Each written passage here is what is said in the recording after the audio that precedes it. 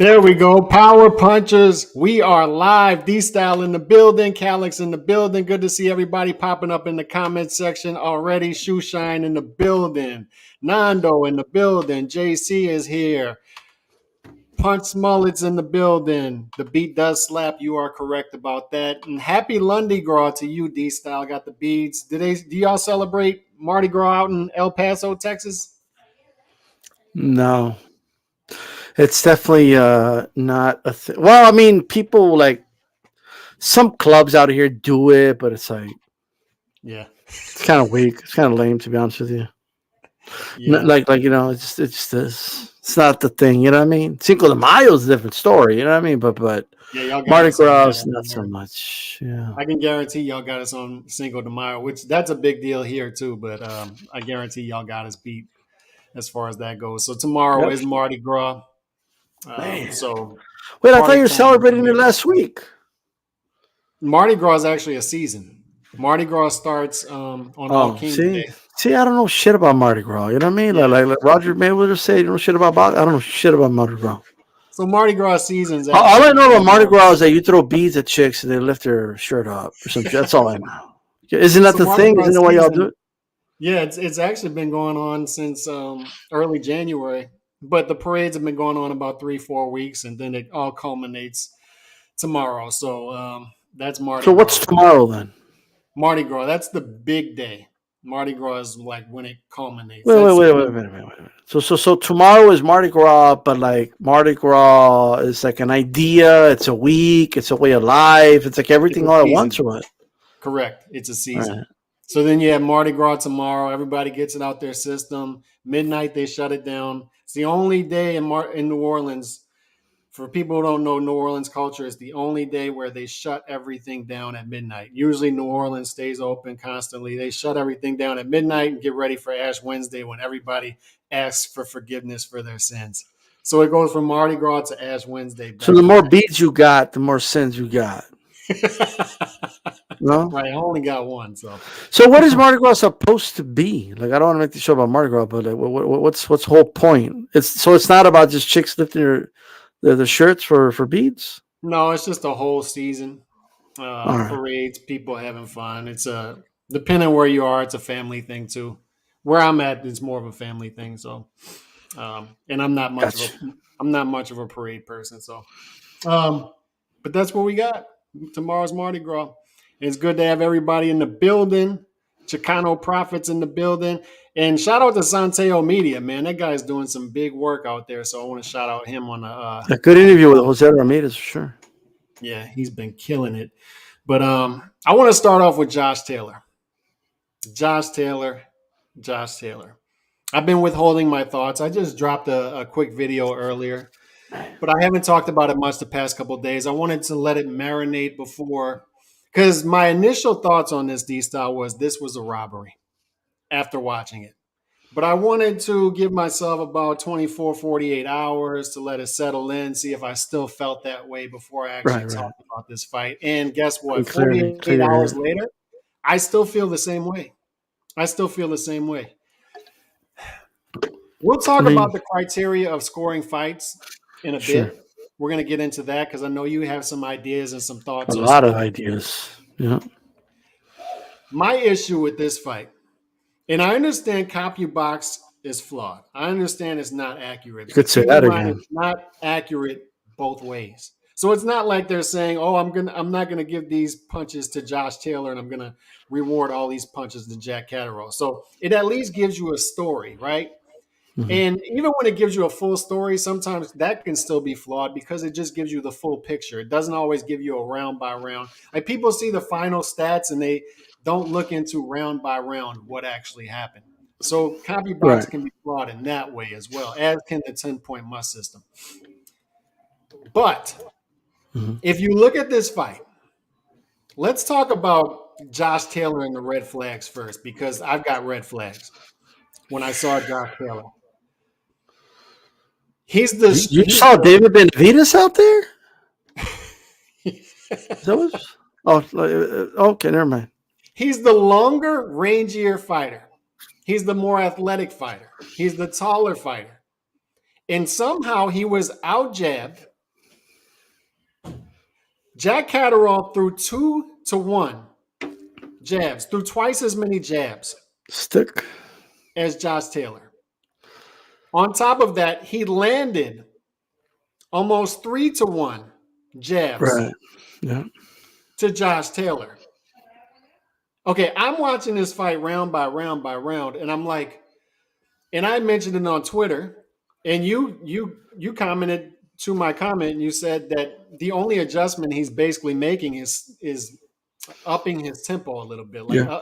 upping it a little bit. That's the only adjustment I saw him For make. more urgency. Yeah. He showed more urgency as the fight went on. And Urgency. that little adjustment helped him, right? Because he actually started to win some rounds later on in the fight. But here's the thing. There were simple adjustments that he could have made that would have made this night a lot easier for him. A lot easier. A lot easier. Simple Coulda. adjustments. What is the first thing you learn when you walk into a gym, D-Style? A boxing gym, no matter who you are? The jab. You learn the jab, and you learn that the jab sets Well, everything else up. That's basically what you learn. That's the first punch you're showing, yes. that's the first punch you learn. The jab. Yeah. So it's unfathomable to me, and I understand. Like we say it all the time. This guy, like the Monday morning quarterback, the couch potato stuff. Like he should have done this, he should have done that. And most of the time, you kind of roll your eyes when people say that. But this time, Emergency. throw the jab. Throw the jab. I wanted Jack Lowe to be in the corner with him, double and triple the jab. Remember Jack Lowe with Kelly Pavlik? Double, triple the jab. That's the only instruction he gave him. He needed to be in the ring with Josh Taylor because Ben Davidson, I'm watching round by round in between rounds. He's not giving him any technical advice, and all he has to say is throw the jab. Throw the jab. If Josh Taylor throws the jab, all right, he's keeping the shorter, less athletic guy at the end of his punch. Okay, not only that, he's staying outside of that straight line. He can start to use lateral movement. But what did Josh Taylor keep doing round by round by round? He's trying to ambush Jack Catterall without using the jab to get in on the inside. So he's doing this constantly, every round, and getting caught with the same exact punches every single round and losing each round. And I'm watching and I'm like, how is he not getting instruction? How is he not figuring out himself? Because this is a guy who went 18-0 throughout this process, beat Regis Prograis, beat Ramirez. So he's beating good fighters, and he ran through 140, became undisputed. This is a guy who should be capable of this, D-Style. Mm-hmm. Correct? He should be capable of this. So how was he not able to pull this off against a less athletic, shorter fighter? And quite frankly, after watching this fight, like when I watched Kambosos beat Teofimo, I'm like, okay, that's a guy who snuck up on everybody, but has a lot of potential going forward. After this fight, I didn't really think much of Jack Catterall, to be honest. I didn't think he looked. I could explain what it is, Calix. It's. I don't think it's that complicated. Okay. Josh Taylor likes to fight on the inside, and he's a really good inside fighter. Mm-hmm. He didn't have a plan B to what if somebody just becomes an octopus and doesn't let me get off. That's why the fight was sloppy. That's why it looked ugly. There's no reason why every 30 seconds a fighter should be like this with like the dude's head under his armpit. Like, this should be happening round after round after round after round, minute after minute after minute after minute. I mean, every 30 seconds it should be happening, which is an ugly affair. And Tater's kind of used to, guys, just fighting him on the inside. He's used to being the one that's crafting there, holding in there, and he took advantage of that against Ramirez and stuff like that. But he also had some success with the hook, right? I think he could have done better for himself if he hooked off the jab, but he didn't, right? I just think he caught himself like in a pattern, and it just kind of happens. You're just kind of caught in that pattern, and he didn't just stop and just go back to the basics, like for whatever reason. He did pick up the tempo though. And I think when he did pick up the tempo, I think he started doing better. And another thing he was doing. Look, I mean, he was trying to land that one big shot to the body, and it just never came. He landed some good ones, but that can't be the only thing you're looking for. You can't just expect to land this big body shot that's going to turn the whole fight around or take the dude out. You know what I mean? And I think that was the problem. He kept looking for that one big shot, right? And he was also stuck using that jab as a rangefinder. I don't know if you caught it. He had him against the corner several times, right? And it would just kind of paw his lead hand and kind of made it obvious he's about to throw it straight, and Catterall would just kind of get the hell out of there, right? So Catterall took advantage of a situation. He held a lot. He disrupted the inside game of Taylor, what's Taylor's used to doing that. And it was also on his back foot, right? I mean, he made sure he made that Taylor was the aggressor, right? And for whatever reason, Taylor found like it's almost like he felt like I have to make my punches count before this guy holds me. Mm-hmm. And I don't want to waste it on a jab. That's kind of the sense I got personally. Yeah. This comment here by Nando, shout out to Nando and appreciate the support. Do you think Taylor initiated everything when you were watching this fight? I mean, honest question, because I didn't really feel like that. I felt like it was a mixture of both. I felt it was a mix, but I do think Taylor got a piece of his own medicine. I mean, look, he was the one holding Remember, he was holding Ramirez. Yeah. And Bayless, reached in, grabbed Ramirez's hand, and that's how Taylor landed the uppercut. Mm-hmm. I think the angle wasn't there for him for his uppercut that he usually has against right-handed fighters. It wasn't there. But I think that was the main thing. Like, he neutralized Taylor just by simply holding him. And another annoying thing Catterall was doing was he would turn his whole body. Yeah. And I'm kind of tired of fighters doing that and then complaining that they got hit in the kidneys or in the back of the head. Well, stop turning your whole fucking body, bro. All right? Stop making that the target, all right, if you don't want people to hit you there, all right? But I mean, Taylor did his fair share of little dirty tactics in there for sure. I mean, he's no angel when it comes to that. It's just that he got a piece of his own medicine in this fight. He did. This was a frustrating fight to watch, very ugly frustrating. Fight. And that's why I just didn't feel after this, although I thought Catterall won the fight 114, 111 on my scorecard, I didn't feel like there was any winner after this. I didn't feel like Catterall really did much to – I guess, obviously, his stock went up after this because not too many people knew him before. And most of the people, from what I've seen, about 95% of people felt Catterall won the fight.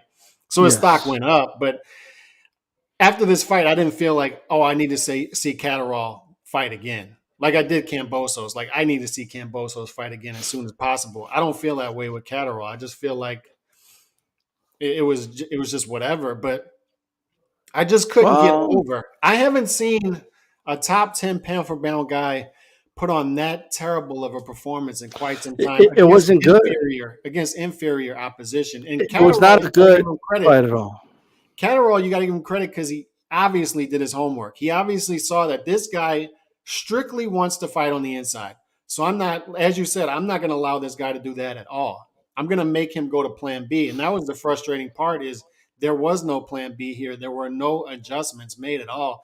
And it was frustrating. Ben Davidson didn't give him anything to adjust, anything in the corner. But Josh Taylor should have seen, look, if I throw 30 jabs per round, I can beat this guy and make it easier for myself. I can fight off of my back foot and just hit this guy with the jab and keep him on the end of my punches and make him come in and then turn it on him. Whenever he comes in and tries to catch me with something, I'm just going to grab him and I'm going to continue to fight on my back foot. These were simple adjustments that could have been made by Josh Taylor, but instead, stubborn, I think he just wanted to beat this guy up on the inside, and it wasn't happening. It wasn't happening at all.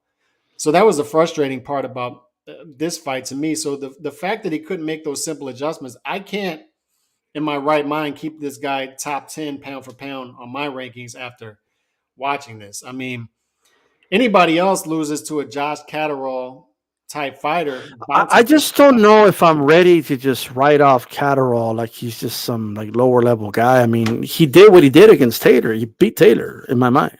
That's no small feat. True. considering the level of guy that he is.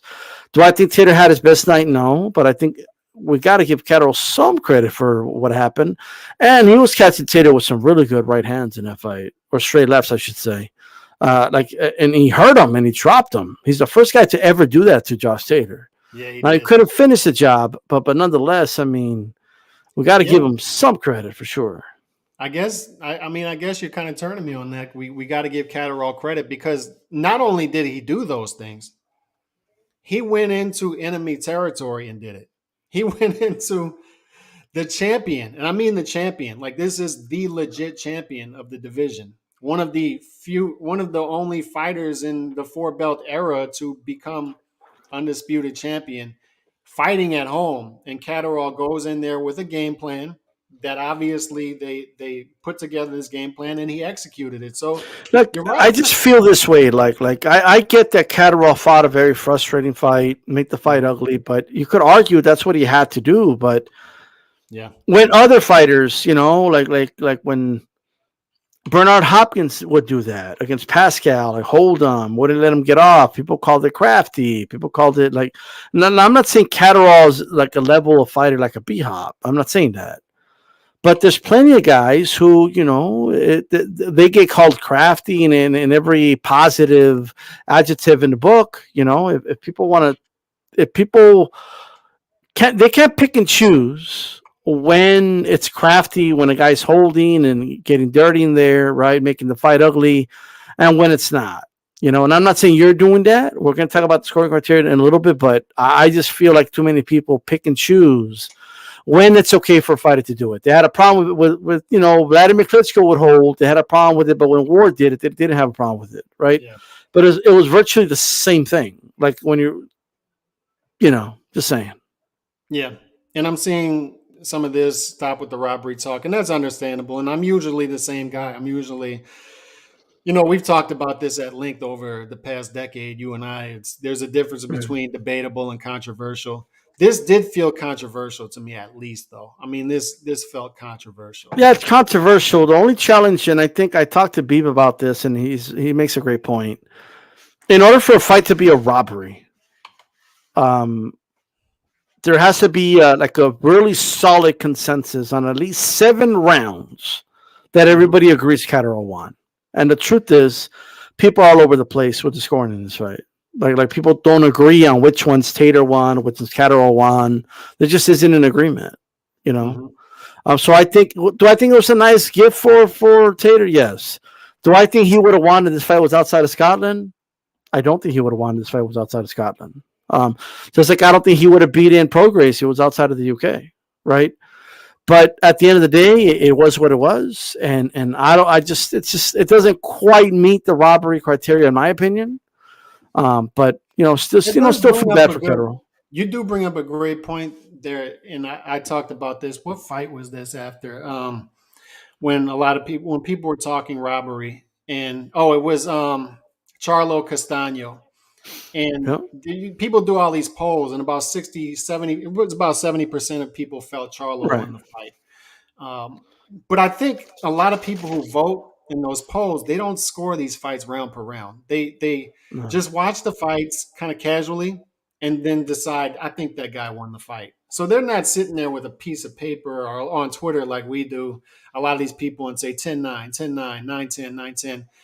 So those polls can be flawed. And you're right. You have to come up with a consensus of 7 rounds, but it just felt hard pressed to get to 7 or 8 rounds for Josh Taylor here. And then when you look at the CompuBox, although we talked about CompuBox being flawed, Yeah, absolutely. 11 out of the 12 rounds in this fight, Catterall outlanded Josh Taylor. 11 out of the 12. And then we spoke about the jabs.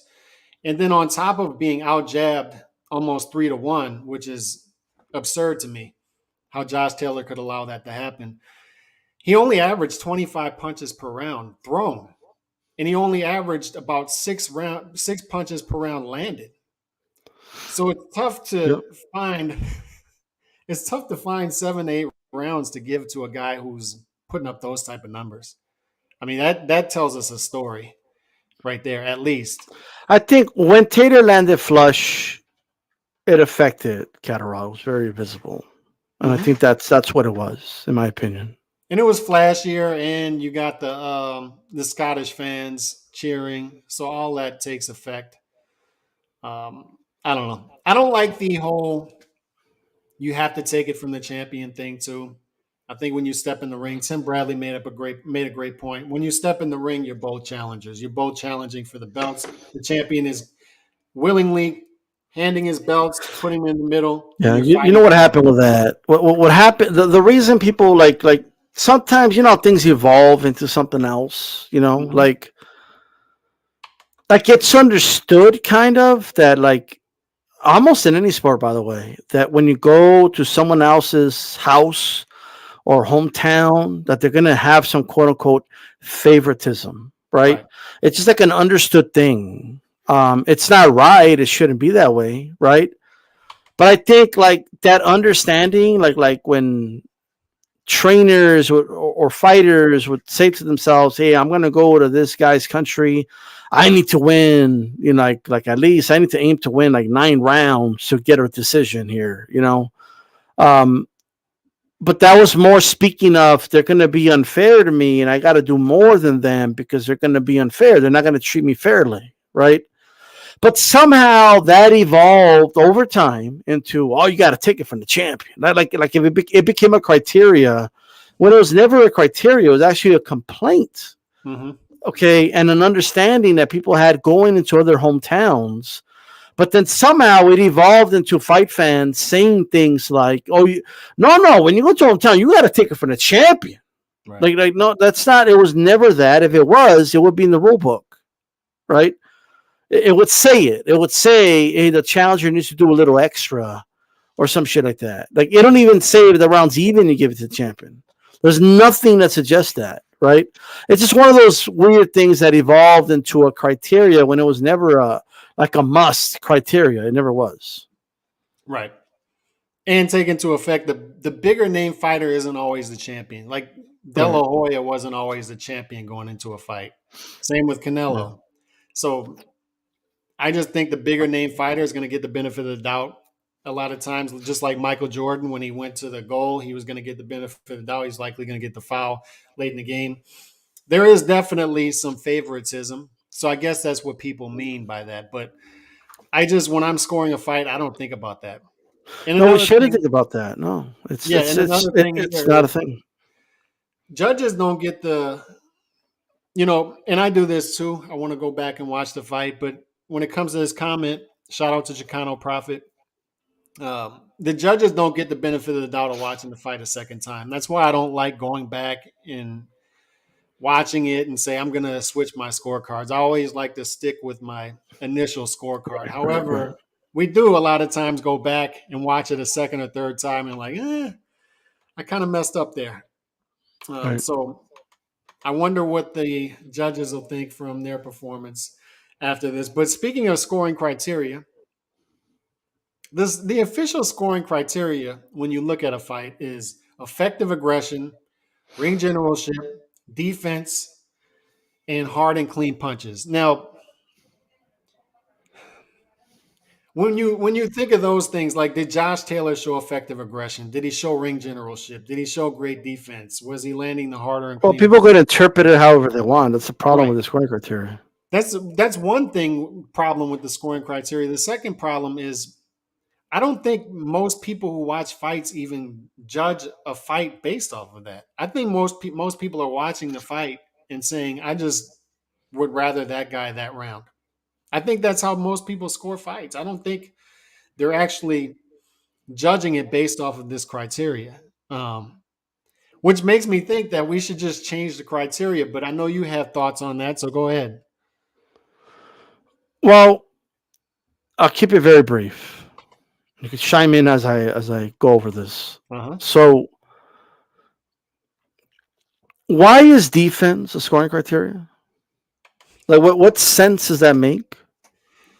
When you If, already for know all the example, one of the scoring criteria is, and I believe should be the only scoring criteria, clean hard punching, right? That's the scoring criteria, uh huh. right? Everybody agrees. If your opponent isn't hitting you, then they're not getting credit for clean, hard punching. What stops an opponent from hitting you? Defense. If your defense is good, they're not going to hit you with clean punches. Okay? Or they're going to hit you less often with clean punches. So, well, it's redundant to have it on there. It just is. Like, what are we judging exactly? Like, does a guy get more credit for dodging a punch or blocking a punch? Like, are we really grading that? Is that really something we need to like judge? Like, oh, I don't know. I mean, he bobbed and weaved his way out. You know what I mean? This guy used his legs to get out of the way, but this guy blocked the punches. I mean, I don't know. Like what does that even mean? If they're not hitting you with clean punches, then it shouldn't be on there. Bro, there's no other sport on the planet that has defense as a scoring criteria. It's stupid to have it on there. You don't get points in football because you're stopping the defense and scoring. Like that's dumb. You get points for scoring. Like I just don't get why defense is a scoring criteria. I don't get it. Defense has to be the dumbest scoring criteria. I know what the smart ass is going to say. Nah, but this style defense is important in boxing. Did I say it wasn't important? If the scoring criteria is clean punches, and you're not getting hit with clean punches, you have better defense than your opponent. Why is it a scoring criteria? That makes no sense. It makes no sense. G Funky's saying, what about a pick six? A pick six is like a counter punch. Right. Yeah. Like, why is it on there? We're going to give guys, it's about what is the point of boxing? If you have to explain in 2 sentences to somebody who never watched boxing before, what is boxing all about? It's about hitting your opponent from the waist up with punches. That's what it is, okay? They just use that to score. Defense is going to help you not get hit so they don't get points for hitting you. It's just a dumb thing to have as a scoring criteria. It just is. Unless you're asking us to grade somebody like ooh, the footwork, or like what does that even mean? Like what are we grading when it comes to defense that we're not already doing by default? I'm trying to be the devil's advocate here. Give it a shot. Can't really think of anything. It seems redundant to me. Now the equivalent of a pick six would be a knockdown counter punch. Yeah, like you counter them and you hit them. Now, which would go towards offense. So if you're landing the clean, and the harder and cleaner punches, right, obviously maybe you're the better, and it doesn't take into account too that your offense, like say a Virgil Ortiz, his offense is his defense. His offense is his defense.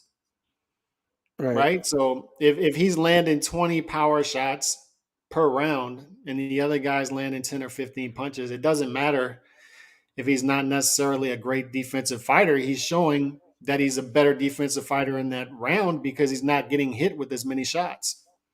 I don't know. I don't know what to do with that. All I'm saying is, G-Funk is saying defense ain't going nowhere. I didn't say defense is going anywhere. Guys are going to be defensive because they don't like to get hit. Right. Like, it's blocking a punch is beneficial because they don't get that point for hitting you with a clean punch. Like slipping and dodging and countering it's an effective way to fight. Guys are still going to do it. All you're saying is it makes no sense that it's stupid to have it on there. It's just a stupid criteria. More difficult than it needs to be by giving us 4 criteria. When if you're landing more shots, obviously you're the better defender in that ring overall. Correct. Right.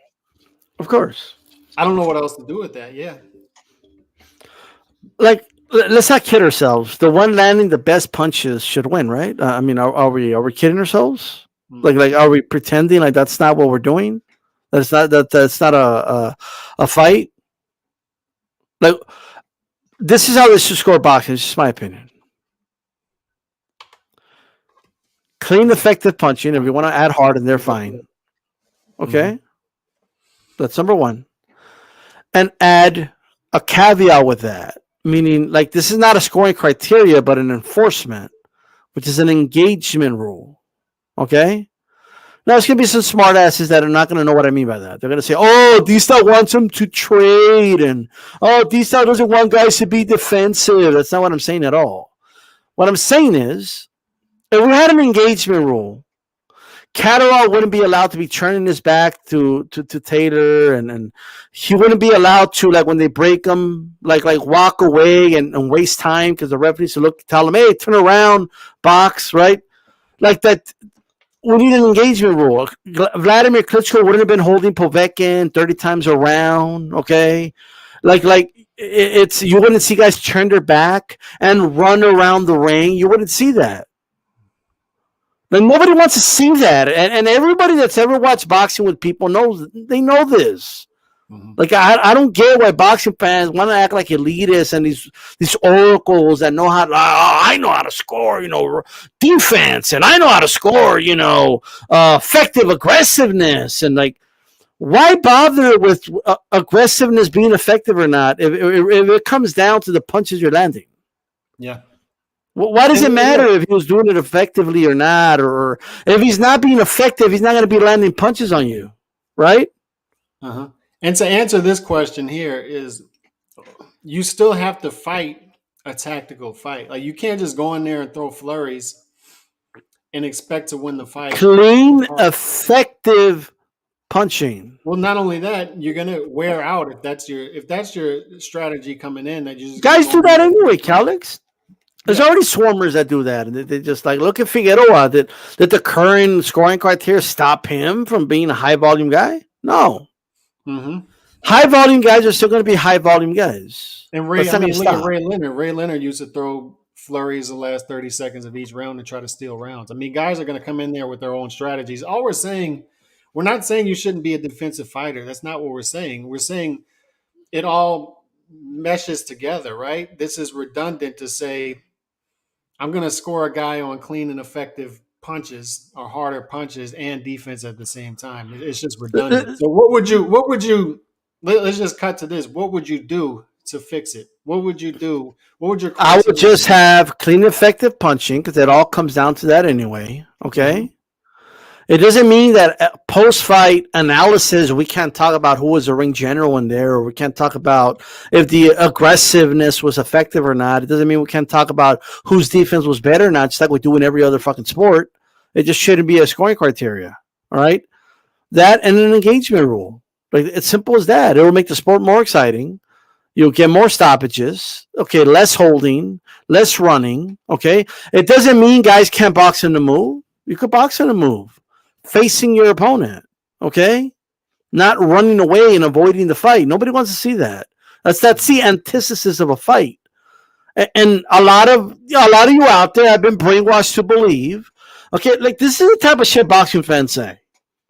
It's not fighting. It's boxing. Like, no, it's fighting, dude. What does that even mean? Like they never say, oh, football isn't playing. It's footballing. Like what does that even mean? You're describing the name of the sport and turning it into like an action word. That doesn't mean anything. All that is semantics. It is a fight. These dudes are fighting in the ring. Now tactics are different. I get that. Some guys are going to be fighting off the back foot. I get it, right? And there's guys that fight on the front foot. There's guys that do both. But that's not what I'm saying. I'm not saying stop fighting the way you fight. What I'm saying is it makes no sense to have defense as a criteria when if your defense is horrible and you're getting lit up the whole fight, you're likely not going to win anyway.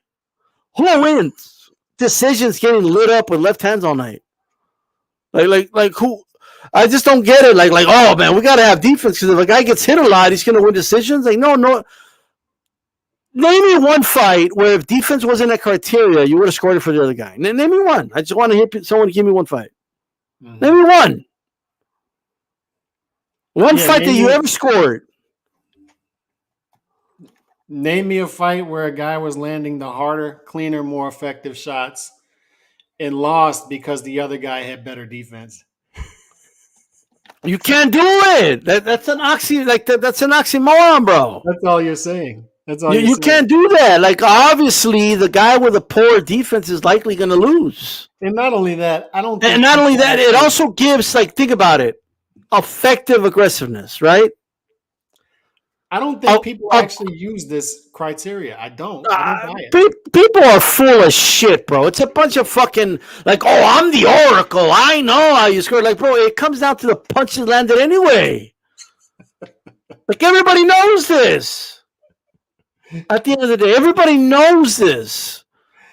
Look, I know we give warnings and dock points for guys who do excessive holdings, but what do you think about this idea by boxing historian that you use yellow cards? Look, I don't know about cards. Like, I don't know about the card. I don't know. I want to see a dude pull out a card and take a percentage of their purse if it gets excessive. Look. I mean, I don't know if I want to be taking food off the table or their money, but it's just stay in the realm of the fight, right? But I do. It's not just holding. It's turning their backs, walking away after a break. Okay. I'm staying away from the fight, and I'm not talking like you land the 1-2 and you pivot out of the way and you circle out of the ring, you come back in. I'm not talking about that.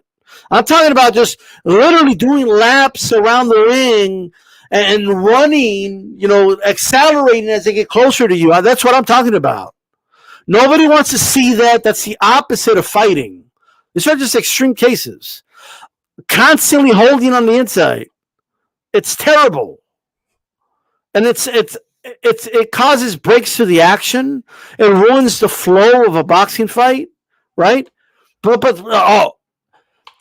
Calix, tell me this ain't stupid, okay? So guys are holding on the inside, right? D-style. It's boxing. Okay, it's not fighting. Are you kidding me? Boxing's a fist fight. That's judo, bro. That's Greco-Roman wrestling. It's another sport they're holding. Holding's like a whole nother, why don't they just do judo then? If they want to be holding on the inside, that makes it boxing. Well, what does that even mean? They want to be doing laps around the ring? Go to track and field or something. There's sports for that. Go run around the field all you fucking want. All right? That's all I'm saying. I could appreciate defensive wizards like a Sweet Pea who stayed in the pocket and made guys miss. I want skill, okay? Bobbing, weaving, counter-punching guys. I want that to be a defensive fighter. Not guy like what Catterall did. I'm not mad at Catterall, and I actually scored it for him. But it just gave us a horrible fight. He was just blatantly holding, and everybody knew that was his tactic. I'm just going to hold him like an octopus every time he gets inside, okay? And if I can't successfully hold him, I'm going to turn my whole body, okay, and wait for the ref to break us up. I mean, this is ridiculous. Nobody wants to see that, dude. We need to fix that. Ain't no ring generalship and the scoring criteria stopping that from happening. Mm-hmm. Ain't no effective aggressiveness stopping that because dudes don't even need to be aggressive to win fights. People score for non-aggressive guys that are not, they're not being aggressive, so they can't really be effectively aggressive, right? They're not being aggressive at all and they're winning fights. Why? Because we score the punches. That's why. That's why you give it to those guys. But guess what? If a guy's coming forward, Calix, unless he's dominating the other dude, they don't get the effective aggressiveness because they're not being aggressive. They're not being effective with it, right? But that's all I hear all day, every day. Oh, but he wasn't effective with the aggressiveness, though. Why don't they say effective defense? Like, I still see guys getting hit. Like, apparently the defense is not that effective, right? Effective non-aggression. Like in other words, if a guy is the aggressor and he's not being effective, what is he most likely not doing? Landing clean punches. So why the fuck is it even in the criteria? When have you known of a dude like this? This is crazy to me. Let's just judge the punches. And it's put away like there's too many. You know what else happens, Calix? Guys, like they use these criterias like ring generalship and effective aggressiveness, defense. They use it to be biased towards the styles that they like. Okay? That's what they use it to do. All right?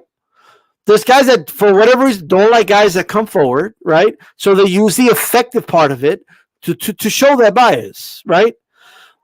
The guys that are defensive minded, even if they're clearly not winning, like they'll give them some credit because they're being defensive and they're like, oh, he only landed 30% of his shots. Like, but did he land more though? No, right? So I'm just saying. But here's the thing in a nutshell. All we're saying is the criteria is redundant and nobody uses the criteria anyway. Nobody really uses it. Like when it comes down to it, nobody really uses it. You're all full of shit. Me, so how do you know who won the round? You know who won the round. You know who won the round. And you score that guy 10-9. You know who won the round. You won. The guy who fought better that round won the round. We don't have to use words like effective aggression, clean and hard punching, ring generalship, effective aggression, defense.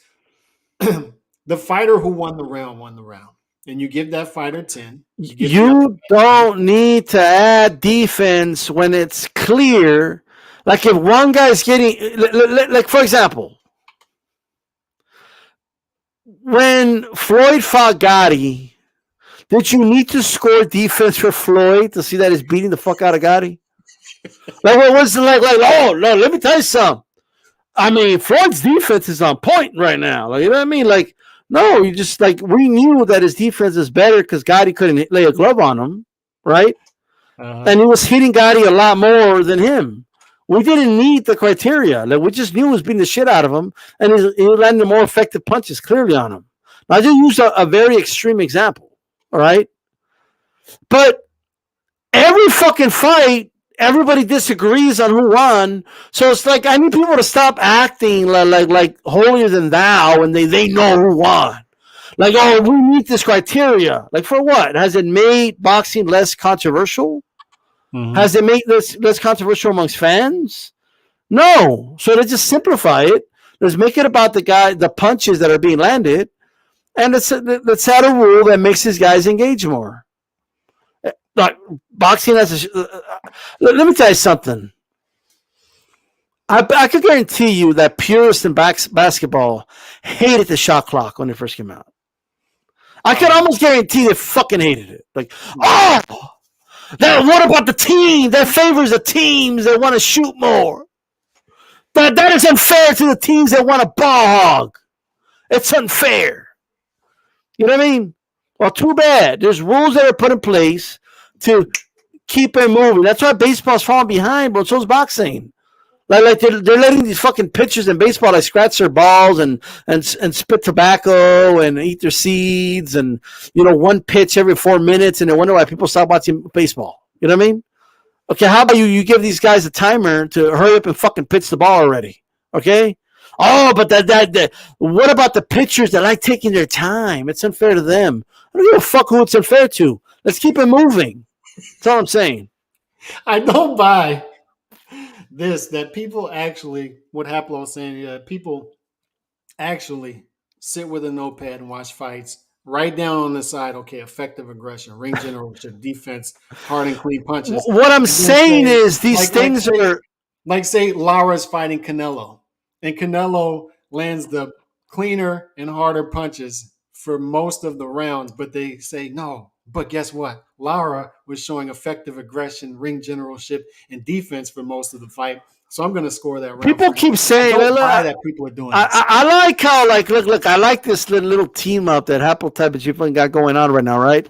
Like you know what's funny? It's like it's not that hard. Like nobody said it was hard. What I'm saying is they are like just because I said it simplify it doesn't mean it's hard.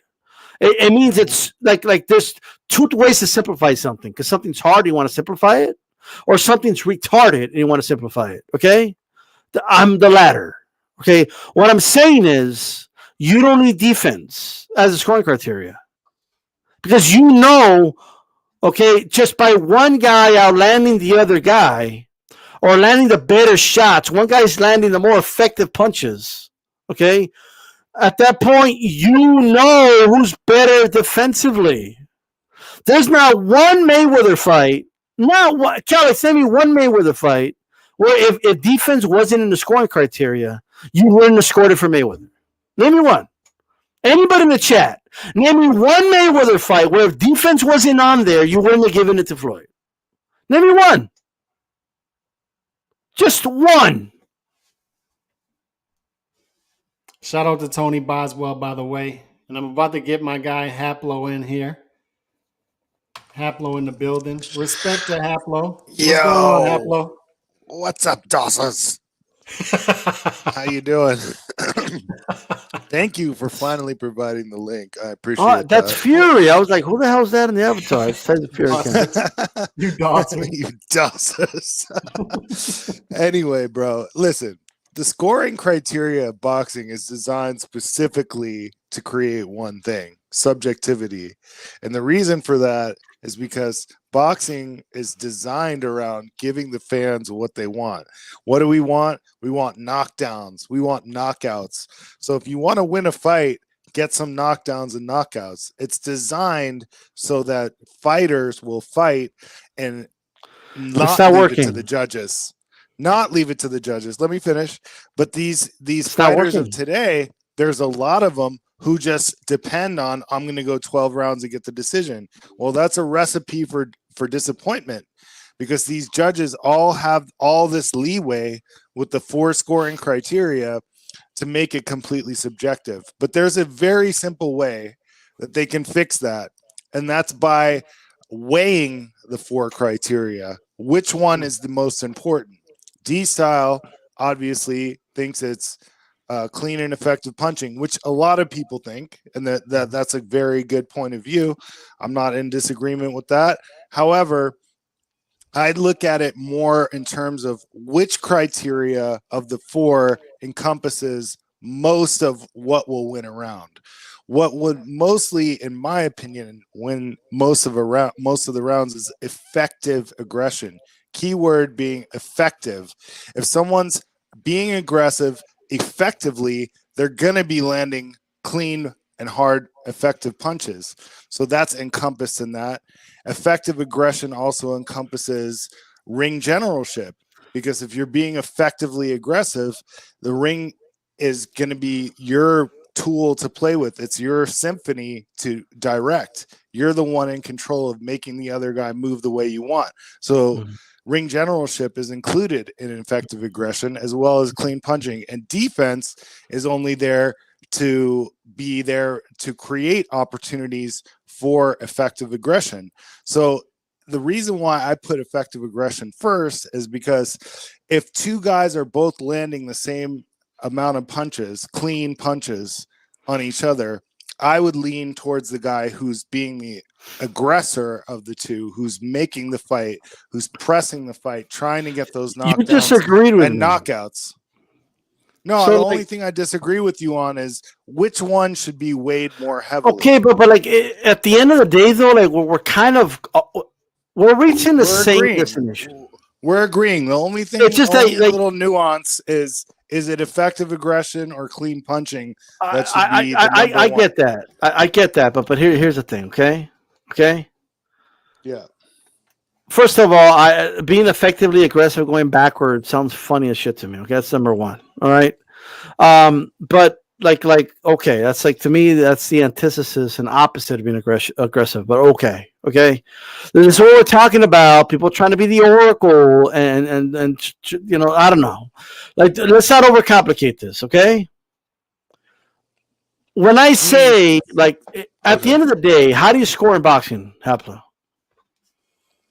I score by no, like what is, like, a touchdown to football is boxing to what?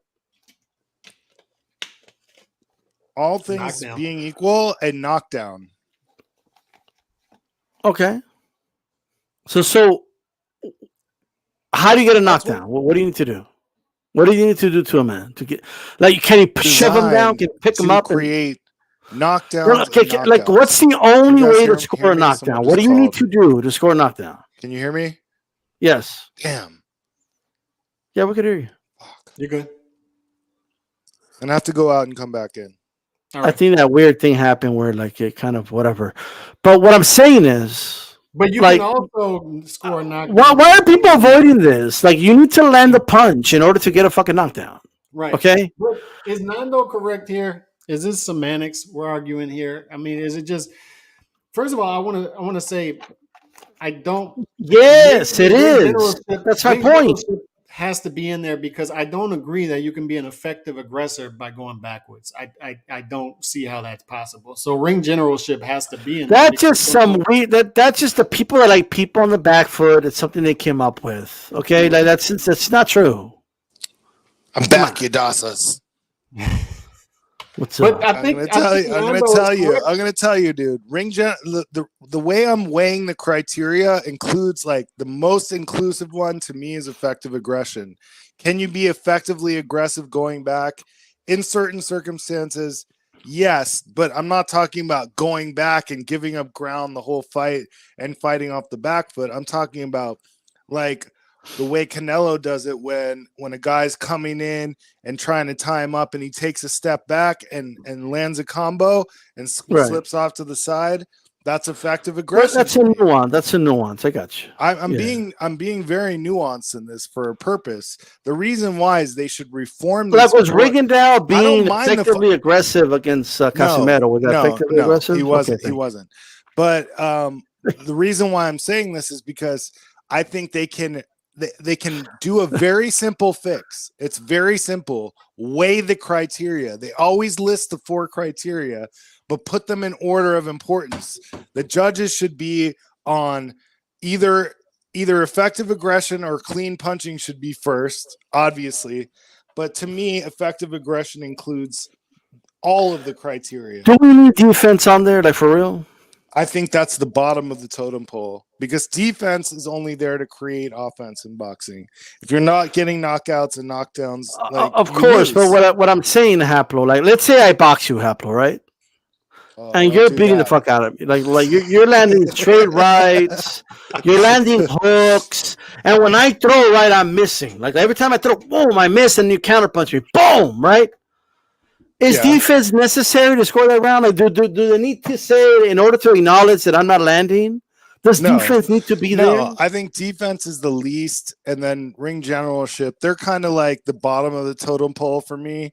It's either effective aggression or clean punching should be the number one thing. But they need to make that.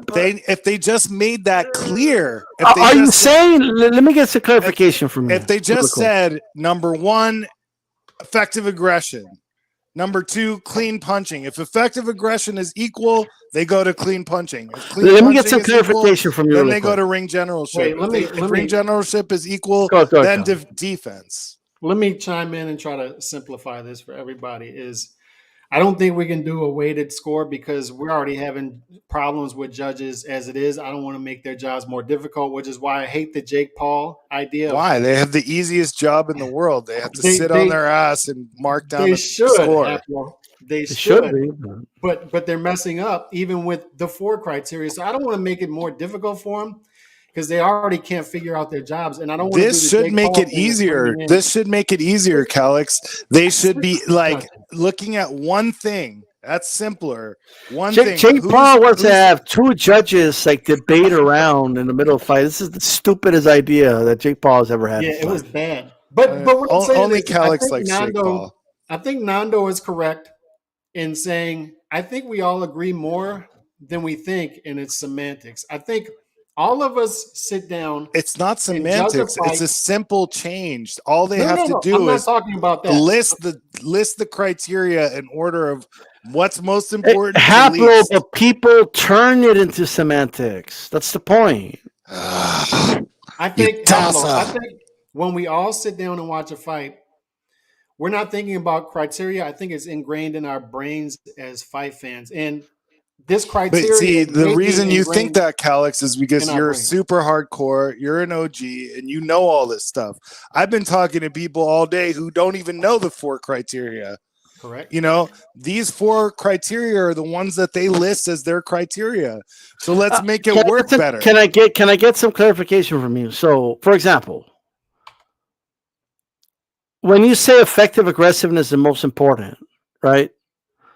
Are you saying because in that aggression they could land a lot of like partial punches? Maybe they're not landing 100%, but they're still landing somewhat.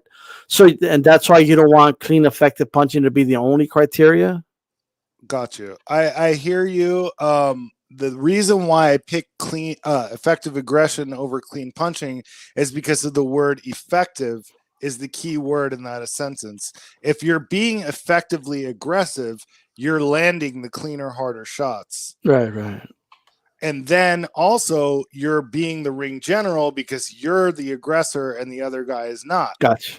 And also you probably have better defense because your effective aggression. Yeah, but we have dudes that think running around the ring is effectively aggressive. You know what I mean? Mike Tyson is a perfect example. Because, ladies and gentlemen, if I'm holding hands with a chick and some dude slaps her ass, right? And I go, hey, let's knuckle up. And I'm staying away from the guy the whole time. That's me being aggressive, right?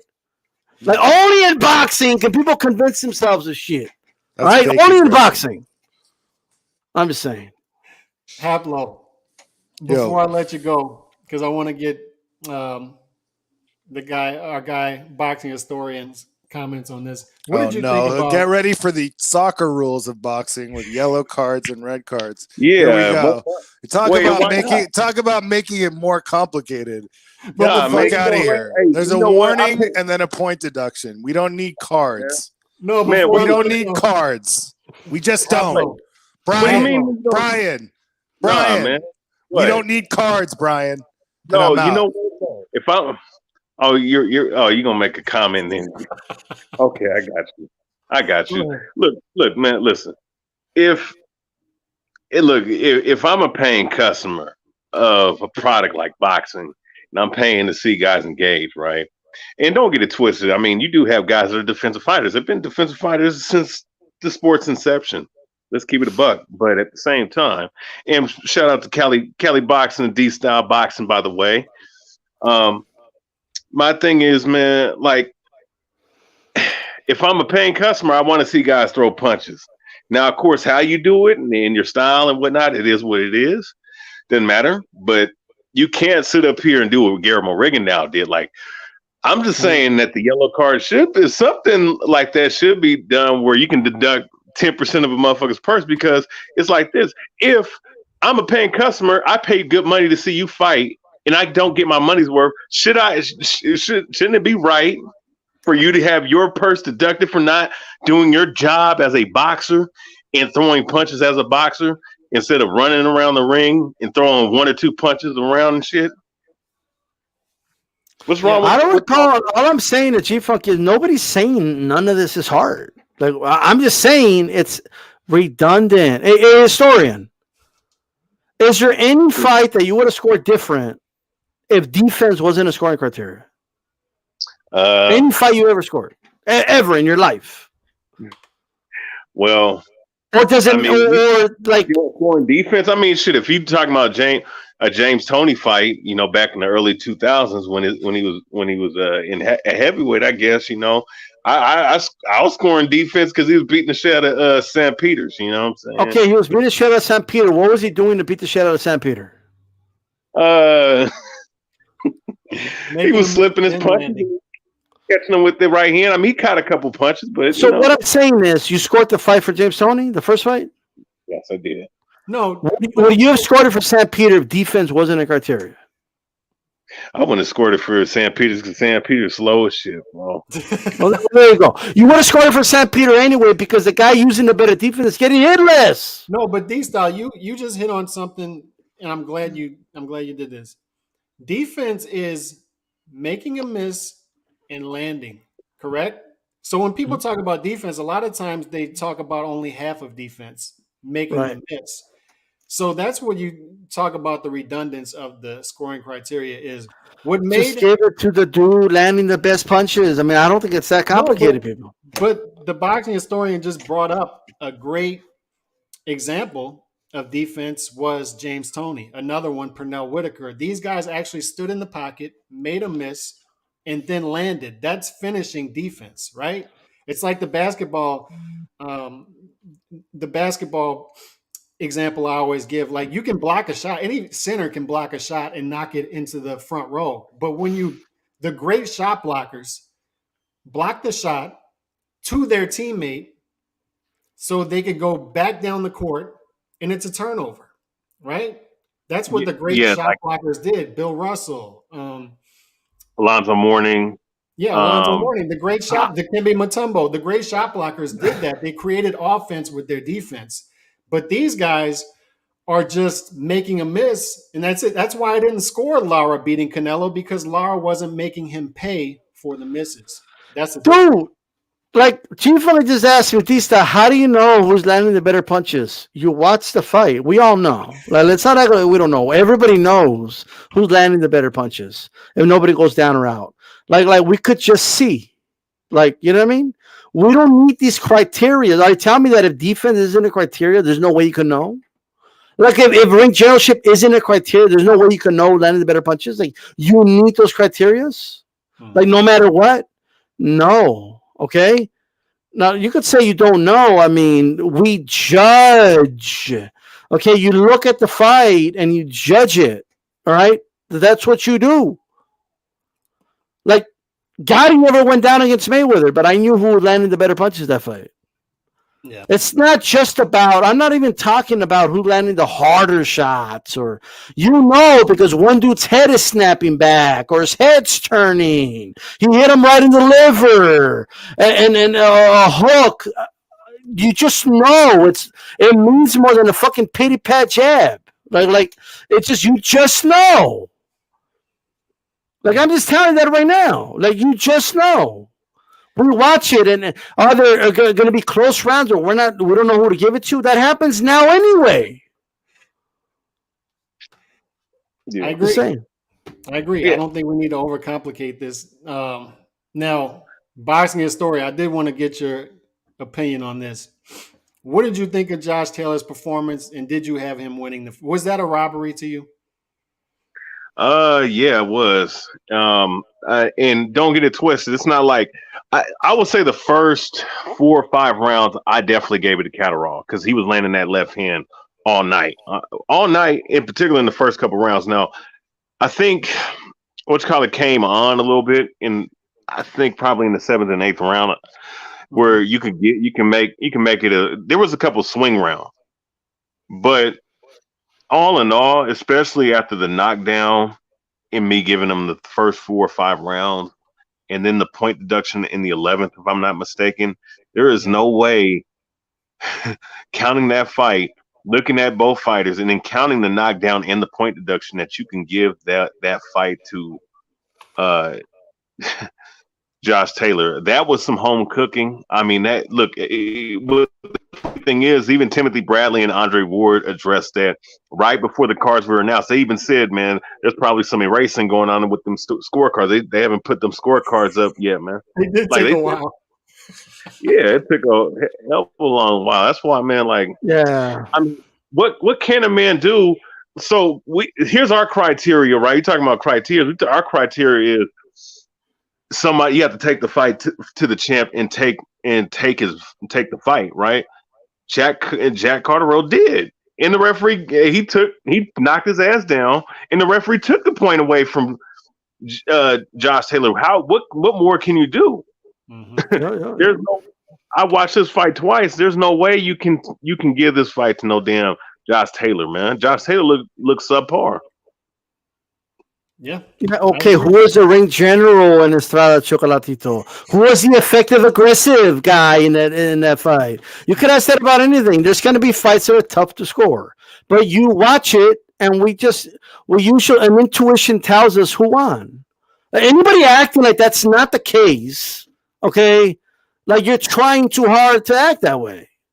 Like you know what I mean? I'm just saying. Like, but with that said, I will say this, okay?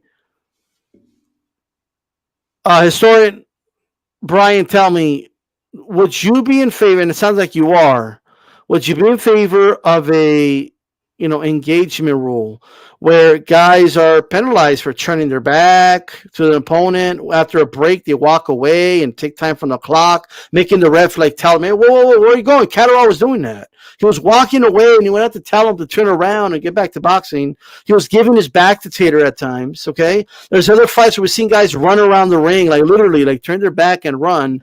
There's other fights where there's excessive holding, like Klitschko used to do. Okay, like as an example, just too much holding in the Povetkin fight. Should there be an engagement rule that forces these guys to fight? Yeah, well, there should be. I mean, because like back in the day, I mean, look, it's one thing if there's clinching, right? We can separate the difference between clinching and holding because you can work in the clinch. I mean, guys did that back in the day. Like, they did that shit all the time. You don't see it as much today, but what you see in today's game is that there's a lot of stalling where guys will grab and hold a guy and wait for the referee to break them up. Rarely do you see guys actually punch out of the clinch and shit. That's that to me, that there should be point deduction, but there's supposed to be rules for that already. I'm gonna tell you something. As far as the running is concerned, it's one thing to pick your spots, you're sticking and moving. You're doing things and you're engaging in utilizing activity, whether it be jabbing, feigning, coming in, coming out, throwing punches, or even just throwing punches in the air to keep a guy off of you. You understand? And it doesn't land, but it is what it is, right? To me, if there's somebody that's just running and turning their back, like, bro, that's not fighting. And what you're doing is you're finding a way out of the fight, or you're trying to cheat the rules. I think there needs to be something where guys can't do that, because if you turn your back, how can I hit you? If I punch you in the back of the head or punch you in the back, I get warned. So if you turn your back, what you're doing is you're pretty much giving yourself an advantage over the opponent. That shouldn't be legal, because you're supposed to be faced up with a guy. Because if this was the streets and we were fighting for real, then guess what? Your back, your spine area, the back of your head is all legal. So why not in a professional fight? So in a professional fight, that guy needs to be deducted some points, or they should be penalized, because that's not boxing. Now, here's the thing though. Jersey Joe Walcott back in the day utilized a lot of those tactics where he would turn his back to his opponent, but then shoot a quick right hand or a quick check left hook and would drop you. He did that to Joe Louis several times in the fight, or two times in his fight. So I mean, that's a tactic, but a lot of times guys do that shit in today's time to stall out the clock or make it hard for the other guy to swing, and the referee can't even. The only thing is to say box, but he can't deduct a point. And I think that's kind of weak. There's a difference between tactically doing it and chronically doing it. Yeah. We've gone from tactical clinching to excessive holding. It's excessive. We got to make these guys fight. Okay, at the end of the day, and when it comes to the punches, we judge. Like, obviously, sometimes it's hard to judge. Sometimes it's hard to know who won the round. Like, it's gonna be hard to judge a close round whether you have the 4 criteria. You can make 6, 7 criteria as all you want. Like, it's always gonna be hard to judge a close fight, okay, or a close round. Yep. But you can, like, it is a certain level of guesswork when you judge. Okay, that's why we're judging. All right. And there's a certain level of, like, of course you're supposed to be objective. Of course you're trying to be, judge it with impartialness. I get that. But to a certain degree, like, yeah, you're going to say, you know what? This guy is landing, like, the more effective punches. You know what I mean? And you're going to give it to him. Like, it's just that's not, I don't think that's, like, out of the question. Like, like, at the end of the day, it's just my opinion. Yep. I agree. I think we all agree. Boxing historian, appreciate you calling in. We're about to get to boxing trivia. Let everybody know where to find you. Oh, well, if you guys want to, you can go subscribe to the Boxing Historian on YouTube, man. And was it Boxer206 on Twitter, man? Know. But yeah, I appreciate you having me on just for that little segment, man. Hey, shout out to Cali's Boxing, Power Punches. I like the name. And D-Style Boxing, man. HCP, much love to y'all. Yep. For sure, for sure. Please.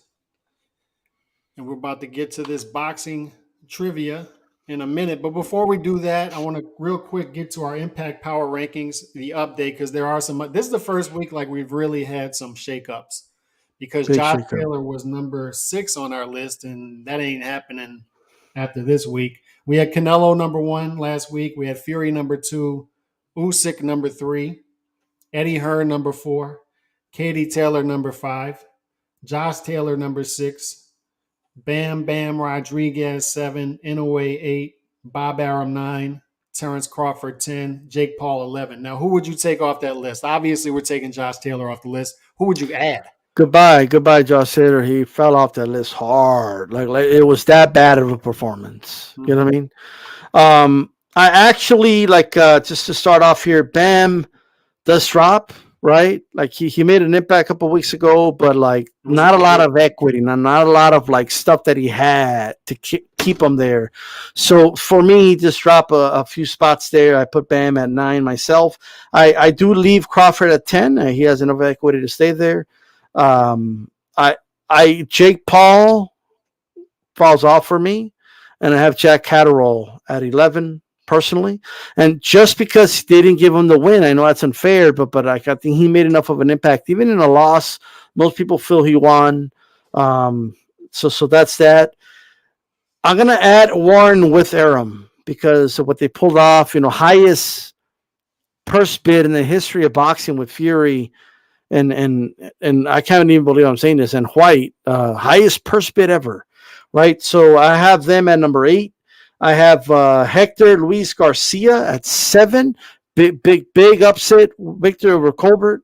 Okay, Fernando Martinez beat on Nakajas, jumps to number 6 on my right here now. Just for this week, I mean, they made some big impact there, so that's how I have it, brother. Yeah, and just so people know, this is not a pound for pound rankings. We have our pound for pound rank. This is not it. These are impact, and this is very fluid. This is guys who are making impacts recently. Okay, and then you have guys who haven't been making impacts recently, but they've built up enough equity in their career to stay on the list, like a Terrence Crawford, a pound for pound type talent. Tyson Fury with the big event that's coming in April. With the purse bid, and then he's the heavyweight champion of the world right now. By the way, I mean, Usyk, I'm thinking of putting Usyk above Fury, brother, after that move. I was thinking about that too, but for fighting for his country, but you know what stopped me? There's so much misinformation out there that I don't know if Usyk is actually in America or somewhere else, and they just slapped something on him and took a picture with a cardboard gun. I don't know. There's so much misinformation out there. I don't know what to believe. But Usyk could go to number 2 if we're believing that. He'd go to number 2. So Canelo, Fury, Usyk, Eddie Hearn's got to stay up there because of this huge Canelo deal that he locked down. I mean, that's big. It looks like he's locking him down for 3 fights for 2022. That's huge. Humongous. So I agree with you. I think we got to take Josh Taylor off, put Catterall on for what we see as a big win. And yeah, and who else did you have on there you're adding in place of Jake Paul? So, Catterall. Catterall's taking Josh Taylor's spot, right? So Josh Taylor's coming off. And No, I'm not going to put Catterall that high. I'm not going to put him all the way like number 6. So Catterall's going to be 11. It's not going to happen. Yeah, I have Catterall 11, personally. Gotcha. All right, so that's our top 11 this week, and we'll post those rankings on Twitter, on Instagram, on all that good stuff. So let's get to boxing trivia to finish this thing off. And the GOAT Mario P, I saw in the building, he is the defending champ once again. He has been an absolute beast. It doesn't look like Run PMC is here tonight. Run PMC was on a great run until the GOAT Mario P took over. And I called them out. I saw a little kind of disappear. I saw a little Penny somewhere out there too. Maybe Little Penny can get another win. And by the way, drop that link to Shoeshine Boxing because Shoeshine Boxing is going to be coming on later. So y'all hop on over there after this show. But let's get to the GOAT Mario P defending this trivia belt. There are 5 questions that I formulated. The first 3 are just Oh, Nando's driving. He's already making excuses, ladies and gentlemen. Don't make no excuses, bro. You know what I mean? Pull over. You know what I mean? And And by the try to way, win this everybody get belt. live. Everybody get live. All right. That's fine, bro. All right. So 5 questions. Here's the first question. Let's start it off with something easy. 13 years ago today, D-Style. Today. So this would have been 2009, February 28th. Juan Manuel Marquez defeated this fighter to win the vacant WBA and WBO lightweight titles and retain the ring lightweight title. 13 years ago today, Juan Manuel Marquez defeated this fighter to retain his ring lightweight belt. I think somebody got it. How'd Nando get this driving? Nando got it. Juan Diaz. Nando like texting and driving over here, being a bad influence. You know what I mean? I'm just saying. So Nando Llamas is on the board. He got it right before Chicano Prophet. That is Nate. I mean, not Nate Diaz. Juan Diaz, the baby bull. He got it. All right. So we are on the board, Nando. Let's get to question number 2.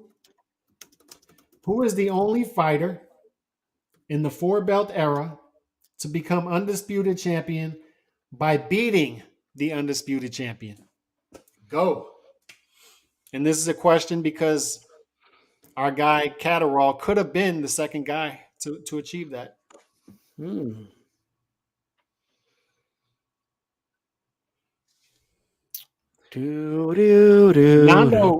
again.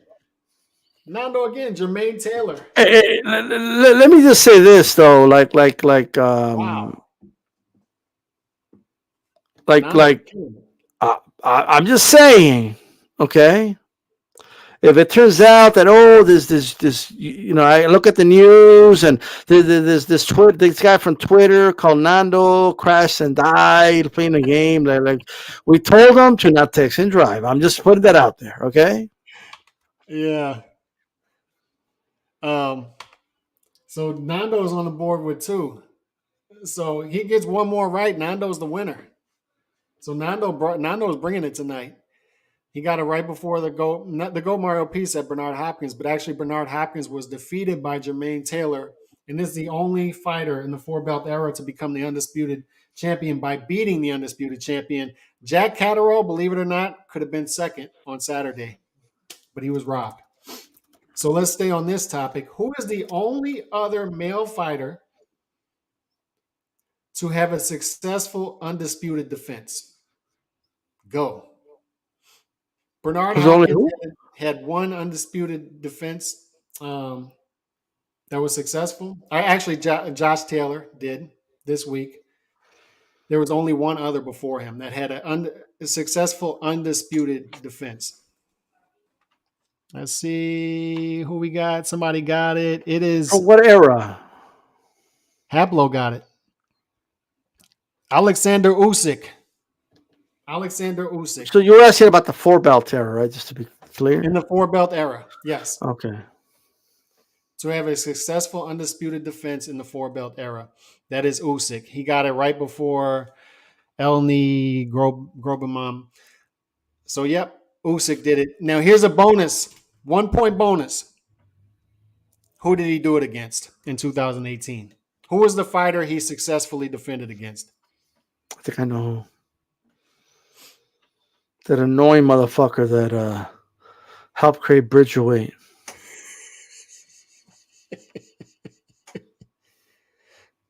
Is that too much? Let's see if somebody gets it. No, nobody's gotten it The yet. British guy is not the answer, you know? There it is. Got it. Javier Avila. Got it. So Hablo got one. And we got Javier Avila that got one.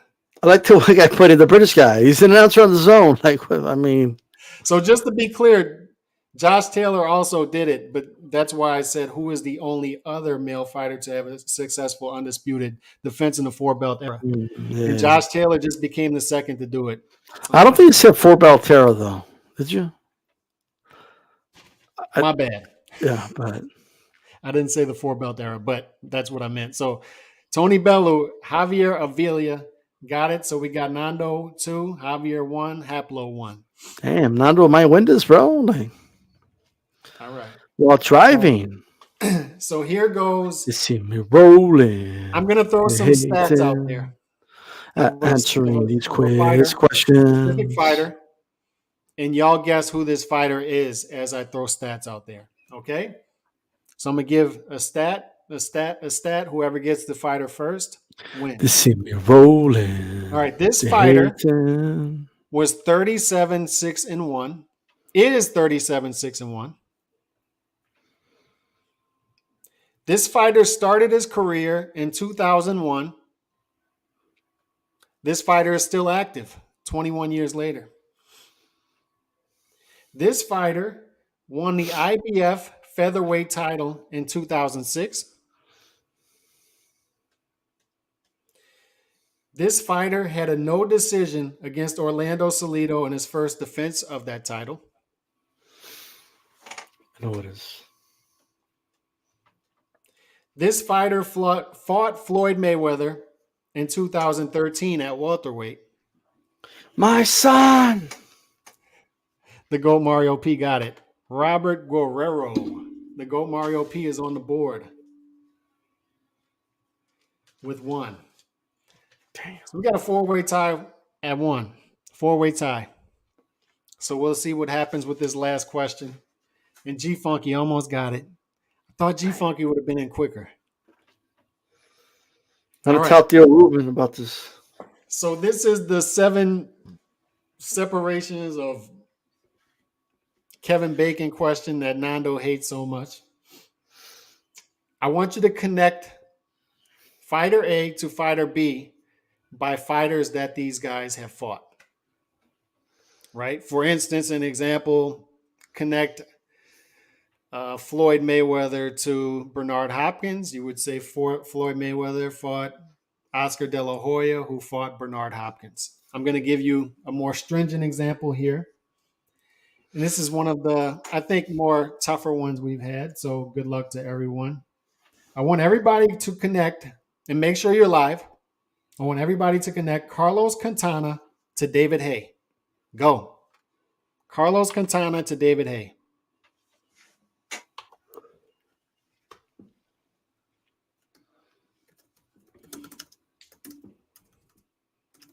There's a way to get there. And I hear D-Style typing it in the private chat. Oh, we got it. Carlos Quintana to David Haye. Haye, huh? There's a way to get there.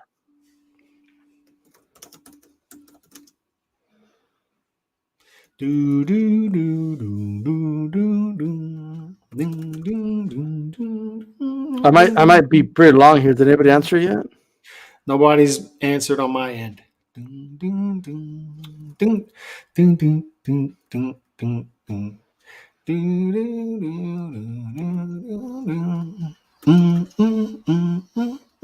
I still got nobody. Carlos Quintana to David Haye, everyone. I already got it. I might have done it longer than needed, but I already got it.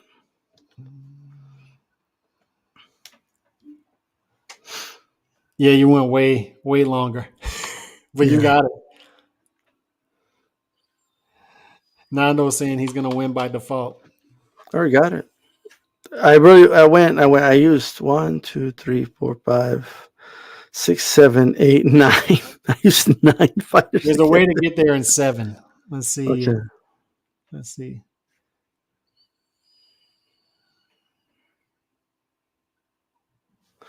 Did Adamek fight Did he Haye? get there? I don't think Adamek ever fought Haye, though. But he could just pick one dude and then. Look up if Adamek fought Haye. I don't think he did. No, he didn't. Let's see what the GOAT Mario P has. Hold on. Quintana to Martinez to Pavlik to Hopkins to Tony. Hopkins didn't fight Tony. So. Right. Hopkins didn't fight Tony. I don't know why people think Hopkins fought Tony. He's not the first guy that uses that. There's a way to connect that, though. That's all I'm saying. But who did Hopkins fight that fought Tony? I know.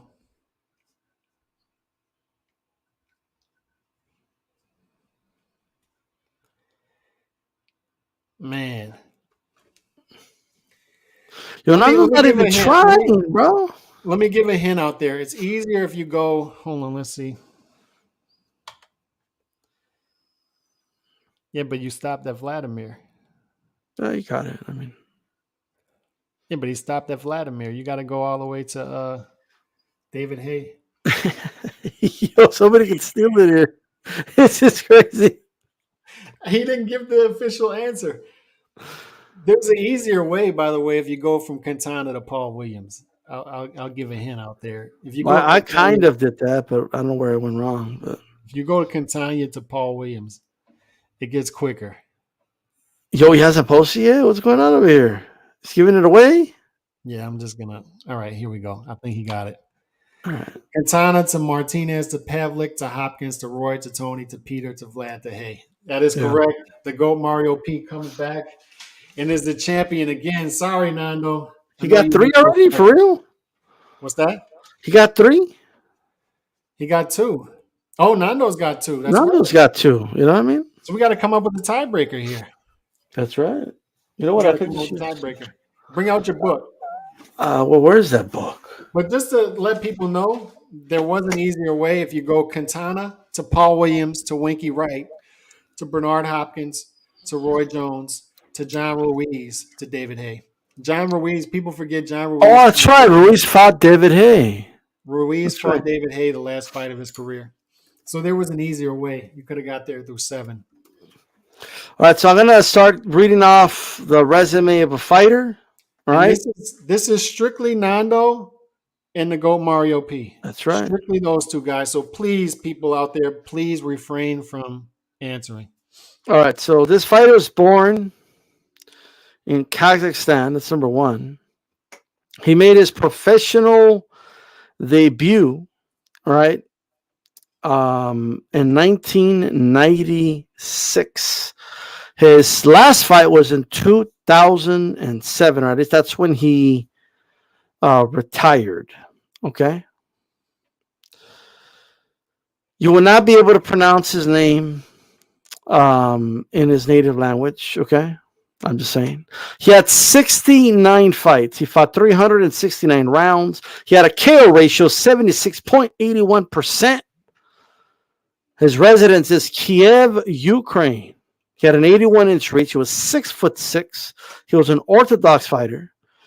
He was 64-5, 53 wins coming by way of knockout. 4 of his losses came by KO.